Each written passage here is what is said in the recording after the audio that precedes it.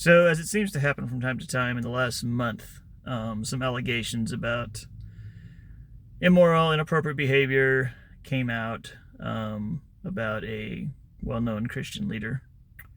And this leader actually has connections to, I mean, sort of indirectly, but not too distantly from the church that we go to currently in Dallas or in Farmers Branch. And I don't know why it seems to be as common as it is. Um, I do know that sexual temptations are a major thing, especially for guys, but maybe for everyone, but especially for guys.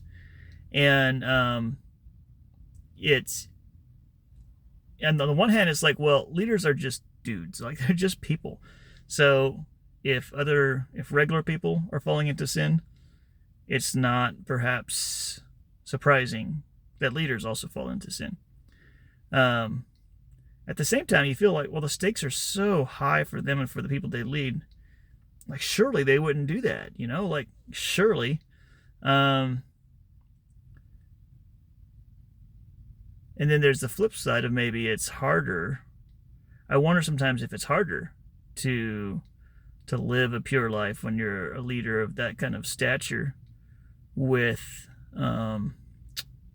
sort of the power that you're used to having and the influence, the potential to kind of bully people. Um, maybe in many areas of life, being able to some extent kind of to have whatever you want, but then the sexual area to be an area that you can't just have whatever you want because you're bound inside. I mean, you have a responsibility to follow Jesus' teaching on it, and so I don't know. I don't know enough about it. I'm not friends with big time leaders,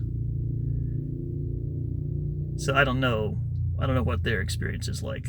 I think sometimes people do say that it's the higher you go, the lonelier it gets, and if that's actually true, then that's kind of crazy. That can't be healthy. Um, but one of the things that Bill Johnson talks about is this thing of keeping your heart. And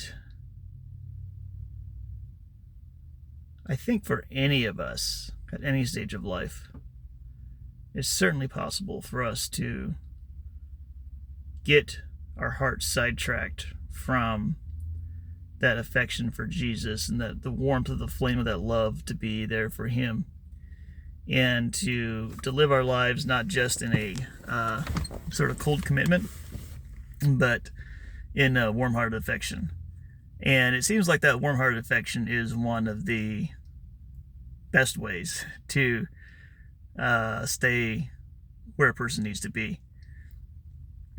I don't know. I don't know what all the precursors are for someone falling into a sexual sin, particularly as a leader, but it does make me think about this thing of keeping your heart. And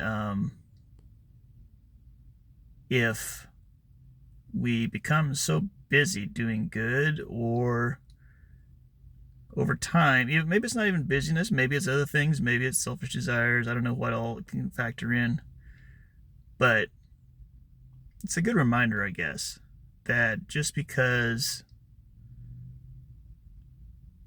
like, maybe not to like live on yesterday's relationship with God, so to speak, but to allow it to be fresh and new, or to tend to the flame, I guess, put it that way, tend to the flame at all stages of life, and not allow it to grow cold in later stages of life when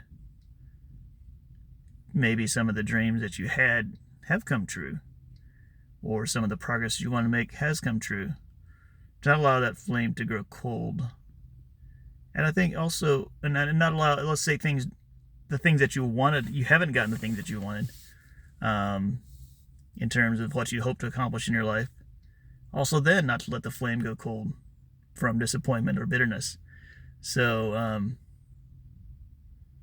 anyway, Don't know if I have a tidy conclusion, but there are some of my thoughts.